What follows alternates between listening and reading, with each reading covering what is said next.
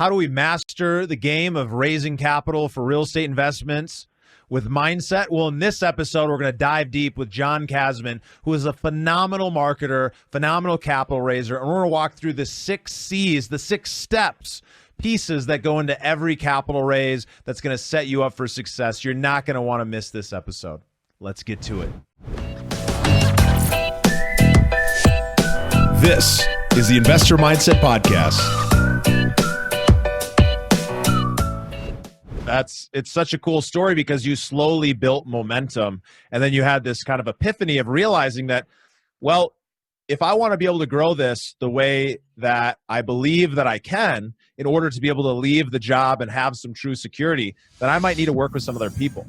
And, bringing that marketing skill set and that background that you already have, I'm sure was a really great segue into you jumping in to the multifamily, the syndication, and the capital raising space. And so what I'd love to talk about here is let's really dive deep into this thing about capital raising, right? It's one of those fears that a lot of investors have, this fear of, well, I don't have enough money, I don't have enough capital. And if you know my story, I started with almost no money. I put almost everything that I had on credit cards, like up to $30,000 to get started in wholesaling, hustled my way up, started flipping some houses, started making some money. And nearly every dollar that I made was based on borrowing money or by raising capital in some kind of way, shape, or form. So I know firsthand how important this is, but it's so easy still to fall into that trap of thinking to yourself, well, I don't know if someone's going to want to invest in this deal with me, or having some limiting beliefs about it. So I'd love to hear from you, like, what is the process in your eyes if somebody wants to get started raising capital, and what goes into, a great process for raising capital? Well, I think you nailed it, right? Before you could go into the actual process of raising money for a deal, you really have to understand your mentality and your goals. What are you trying to accomplish? What are your limiting beliefs that you have? I will tell you, most people who have concerns, those concerns fall into one of 3 buckets.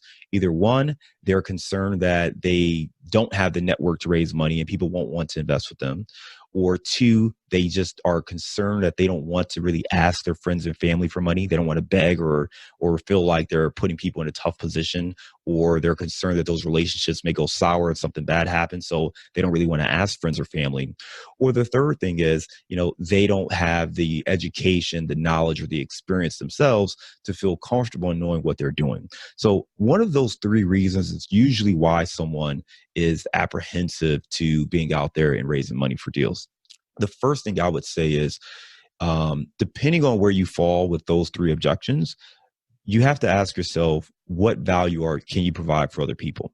It's one thing when you look at it from your own perspective and what you get out of it, because it's easy to say, okay, hey, I need $500,000 to do this deal. Okay, who can get me $500,000? That mindset's going to take you down one path where it can feel like you have walls against you and it's hard to overcome those obstacles. Versus, hey, we have cash flowing assets that have phenomenal tax benefits that can help diversify assets. Who can we go talk to who would have interest in a product like this or investing in something like this? If you're focusing on serving other people versus what you get out of it, then it makes it much easier to go in and just present an opportunity. And I think that's really a big shift. And a lot of people starting out, it's tough for them to understand that. And it seems nuanced, but it's really important, because if you're focused on what you get, then you're not going to say the right things. You're not going to think about it the right way. It's going to be very difficult, and you're just going to see all the objections and the hard work that you're going to have to do. If you focus on serving other people and creating a product or a service that helps other people get what they want, get what they need, get what they're looking for, reach their goals, reach their objectives, then it's going to be much easier to understand what those solutions are. So as you're talking to people, either it fits what they're trying to do or it doesn't, and you can come up with solutions for those individuals. So the mindset is really important when it comes to this. It's so critical. You've got to get in the right mind space to be able to go out and do anything, but especially when you're talking about bringing other people into the wheelhouse, into what it is that you're doing, and what a big shift that is to go from, hey, well, what am I getting, to how is this actually really great for other people? And we hear that a lot, but sometimes we hear it and we think it, but then when we actually go to raise the capital, we go back to what we're thinking about. We need to stay in that mindset of, why is this valuable to the other person? And not take it personally if they don't see that value, and just move on to the next person, or work on our delivery to be able to, show, hey, if you're this kind of person, this is probably be a good fit. So I'd love to hear a little bit about that delivery and kind of what goes into actually going and doing the raise once you got your mindset in the right place. Absolutely. So there are 6 things, I like to call them the 6 C's of raising capital. Okay. There are 6 C's that you really need. And anyone who's raising money right now and having success, they're following these 6 C's. So I'm going to say what they are, and then we're going to hit on the specific elements of each one.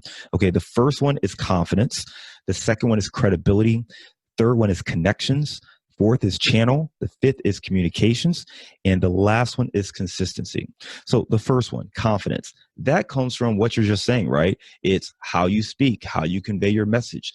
Think about, I'm going to say a salesman, but don't take this the wrong way. But anyone who's selling anything, a good salesman, they're not trying to sell you.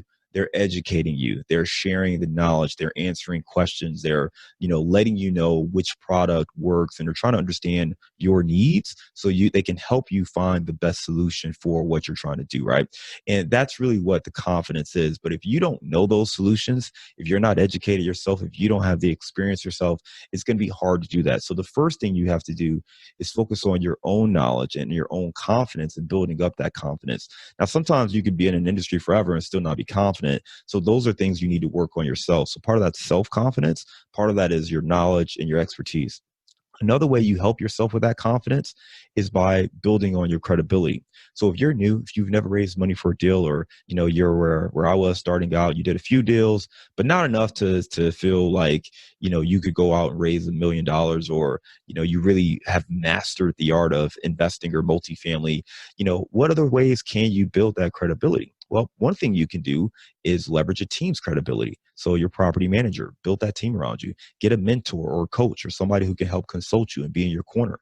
Build a team overall that you can lean on. So even though you don't have all the knowledge, you have a team around you that can help you navigate and look at any kind of deal. That's going to build your credibility as you're talking to people. It's also going to make you more confident, because worst case scenario, if your property manager, your lender, and everyone else looks at this deal, your partners, your mentor, and they all say it's a great deal, even if you still aren't 100% sure, it probably means it's a pretty good deal if everyone else on your team thinks it's a good deal, right? So that confidence and credibility kind of go together. I will say that if you're confident but not credible at all, you're probably just cocky, and that's a really bad sign. Okay. So the next thing is connections. You have to have the network to be able to raise money. Now, you may not have that network today. And I'm going to disagree with what many people I know, many of the real estate professionals, gurus, educators, they will tell you to start with family and friends. And I'm going to disagree to an extent, because your family and friends are not your ideal investor. Some of them may be, but generally speaking, your family and friends are not your ideal investor. So what that means is your cousin, your best friend you went to school with, they love you, but they may not be the person who is ready to invest $100,000 if the right deal comes across their table. They may invest with you because they know, like, and trust you, but they're not generally out there looking at investment opportunities. Now, there may be some people in your circle who absolutely are. So when I say this, part of the reason I want to make this clear is it's not about going out and asking all your friends and family to invest with you.